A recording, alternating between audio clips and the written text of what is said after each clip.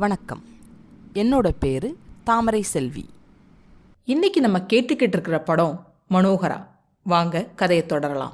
அதே சமயம் அந்த மலை குகையில இருந்து அரூபமா கேசரிவர்மர் குதிரையை ஓட்டிட்டு வர்றார். மனோகரனை ரதத்துல கூட்டிட்டு வர வழியில ஒரு மரக்கிளைக்கு மேல அரூபமா மேல ஏறி உட்கார்ந்துட்டு அந்த குதிரையை விரட்டி விட்டுடுறார் கேசரிவர்மர். கரெக்டா தேர் அவர் இருக்கிற வழியா கிராஸ் பண்ற சமயம் அரூபமா தேருக்கு பின்னாடி வந்துகிட்டு இருந்த வீரர்களை எல்லாம் அட்டாக் பண்ணிடுறார். அது மட்டும் இல்லாம அந்த தேரோட்டியையும் குத்தி கொண்டுடுறார். இப்படி விசித்திரமா ஆளே இல்லாம வீரர்கள் தாக்கப்படுறத பாக்குற மந்திரி கிட்ட, அமைச்சரே ஆச்சரியப்படாதீங்க, உங்களோட உடைவாளை கொடுங்கன்னு கேட்க, அத மந்திரி நீட்ட அத கேசரிவர்மர் வாங்கிட்டு அந்த வாளாலேயே கொல்ல வந்தவனை குத்தி கொண்டுடுறார். அதை பார்த்ததும் மத்த வீரர்கள் எல்லாம் பயந்து வந்த வழியே ஓடிடுறாங்க. அரூபமா அந்த தேரை ஓட்டிட்டு போறார் கேசரிவர்மர். அதே சமயம் மனோகரனை கூட்டிட்டு போற தேரை ஃபாலோ பண்ணிக்கிட்டு வர்றார் ராஜபிரியன். அங்க இருந்து ஓடி வந்த வீரர்கள் மகாராஜா கிட்ட, மகாராஜா இளவரசர் தப்பிச்சிட்டாருன்னு சொல்ல மன்னருக்கும் வசந்த சேனைக்கும் அதிர்ச்சி பிளஸ் கலக்கம். ஆமாங்க, யாரோ கட்டுக்களை அவிழ்த்து காப்பாத்திட்டாங்க, கண்ணுக்கே தெரியலன்னு வீரர்கள் சொல்ல உடனே வசந்த சேனை, விபரீதம் வளர ஆரம்பிச்சிடுச்சு பிரபு, நகர் முழுவதும் சோதனை போடுங்க, அந்த நாசக்காரர்கள் எங்க இருந்தாலும் இழுத்து வாருங்கன்னு வசந்த சேனை ஆணையிட மன்னரும் போங்கல்னு வீரர்களுக்கு கட்டளையிடுறார். அதே சமயம் குகையில மயங்கி கிடக்கிற மனோகரன் மயக்கத்துல முடியாதப்பா முடியாதுன்னு புலம்பி திடுக்கிட்டு மயக்கம் கலைஞ்சு எந்திரிக்கிறார். ஒரு செகண்ட் அவர் எங்க இருக்காருன்னு அவருக்கே விளங்கல. அவர் பக்கத்துல சத்தியசீலர், ராஜபிரியன், கேசரிவர்மர் இருக்க, என்ன இது கொல்லப்பட்ட நான் உயிரோடன் மனோகரன் யோசிக்க, அப்ப கேசரிவர்மர் இளவரசேன்னு கூப்பிட அவர் யாருன்னு தெரியாம யாருன்னு அவர்கிட்டயே கேட்டுட்டு சத்தியசீலரை பார்த்து, சத்தியசீலரே யார் இதுன்னு மனோகரன் கேட்கிறார். அதுக்கு சத்தியசீலர், விவரத்தை அப்புறம் சொல்றேன், இவர்தான் உன்னை காப்பாற்றினவர்னு சொன்னதும் கோவத்தோட, என்ன காப்பாத்தினதாவது, மன்னனோட ஆசை, மாதாவோட அன்பு கட்டளை, இத உடனே நிறைவேற்றுங்க, கொல்லுங்க என்ன கொல்லுங்க என்னன்னு மனோகரன் துடிக்கிறார். ஆனா யாரும் அசையாம நிக்க எல்லாரையும் பார்த்து ஏன் தயக்கம்னு கேட்டுட்டு ராஜபிரியனை பார்த்து, ராஜபிரியா என்னோட அன்பு தோளா, நீயாவது என்னோட அன்னையோட கட்டளையை நிறைவேற்றுன்னு அவரோட இடுப்புல இருந்த வாளை எடுத்து கொடுக்கிறார். அதுக்கு சத்தியசீலர் ஒரு மனோகரான அவசரமா தடுக்க, ராஜபிரியன் தாய் சொல் தவறக்கூடாதுங்கிறதுக்காக சிறைவாசத்துல இருக்கிற தாய அனாதையா சாக விடுறதான்னு கேட்க, அப்பதான் அவங்க அம்மாவை சிறையில போட சொன்னது அவருக்கும் ஞாபகம் வருது. அம்மா சிறையிலன்னு மனோகரன் யோசிக்க, அம்மா மட்டும் இல்ல விஜயாவுன்னு நிலையை எடுத்து சொல்றார் ராஜபிரியன். ராஜபிரியன் சொன்னதை கேட்டு தான் வாழ வேண்டிய அவசியத்தை புரிஞ்சுக்கிறார் மனோகரன்.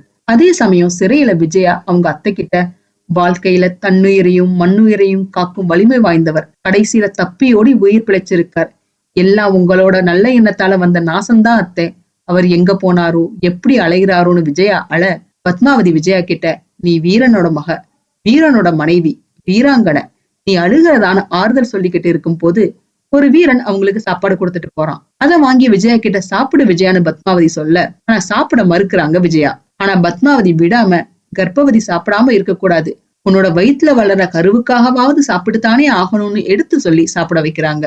அதே சமயம் வசந்தனுக்கு மன்னர் கெட்ட போட்டுக்கிட்டு விகடன், மருத்துவர், மாலினி ராஜா விளையாட்டு விளையாடுறாங்க.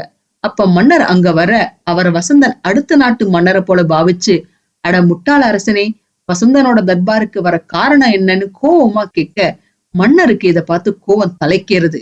விகடன் கிட்ட என்னடா கூத்து இதுன்னு மன்னர் அதட்டுறார். அதுக்கு விகடன், வசந்தசேன அம்மா முடிசூட்டு விழா ஒத்திகை நடத்தி காட்ட சொன்னாங்கன்னு சொல்ல, எரிச்சலோட மருத்துவர் கிட்ட, வைத்தியா நீ மருந்து கொடுத்து பைத்தியத்தை தெளிய வைக்க பாக்குறியா இல்லையான்னு ஆத்திரமா கேட்க, அதுக்கு வசந்தன், பைத்தியமா, யார் சொன்னது, இது தீராத வியாதின்னு சொல்ல, அங்க இருந்து கோபமும் எரிச்சலோட வெளியே போயிடுறார் மன்னர். மன்னர் தனியா நந்தவனத்துல காத்திருக்க அங்க வர்றாங்க வசந்த சேனை. மன்னரும் வசந்த சேனையும் காதல் மொழி பேசிக்கிட்டு இருக்க, நீ இப்போ எது கேட்டாலும் கொடுப்பேன்னு மன்னர் சொல்ல, அதை கேட்டு சிரிச்சுட்டு, வந்தது ஆபத்து, நான் கேட்க வந்ததை கூட இப்ப கேட்க போறது இல்லைன்னு சொல்றாங்க வசந்த சேனை. அதை கேட்டுட்டு ஏன்னு மன்னர் கேட்க, சமயம் பார்த்து கேக்குற சாகசக்காரின்னு சொல்லுவீங்க, நான் என்ன தசரதனை ஏமாத்தின கையையா, வேணா வேணான்னு சொல்லிட்டு விலகி போறாங்க வசந்தா. அவங்க பின்னாலேயே போய், என்ன வசந்தி கேளுன்னு மன்னர் வற்புறுத்த, அதை கேட்டு சிரிச்சுட்டு, ஒண்ணுமில்ல மனோகரன் நாட்டை விட்டு போயிட்டான்னு வசந்த சேனை ஆரம்பிக்க, அதை ஏன் கிளறன்னு மன்னர் கோவத்தோட சொல்ல, இல்ல இளவரசன் இல்லாத நாடு எழில் இல்லாத ஓவியம் மாதிரி தானே வசந்தா சொல்ல, அதுக்கு என்ன செய்யறதுன்னு மன்னர் புரியாம கேட்க, ஏன் நம்ம வசந்தனை இளவரசன் ஆக்கிட்டான்னு வசந்தா சமயம் பார்த்து சைட் கோல் போடுறாங்க. ஆனா அவங்க நினைச்சதுக்கு அப்படியே ஆப்போசிட்டா மன்னர் கோவமா, வசந்தனை விட நீ பெரிய பைத்தியம்னு மன்னர் அதட்டுறார். அத கொஞ்சம் கூட எதிர்பார்க்காத வசந்த சேனை சுவாமின்னு அதிர்ச்சியோட கூப்பிட, அவனை இளவரசனாக்க கூடாது, பைத்தியங்களுக்கு தலைவனா பட்டம் கட்டணும்.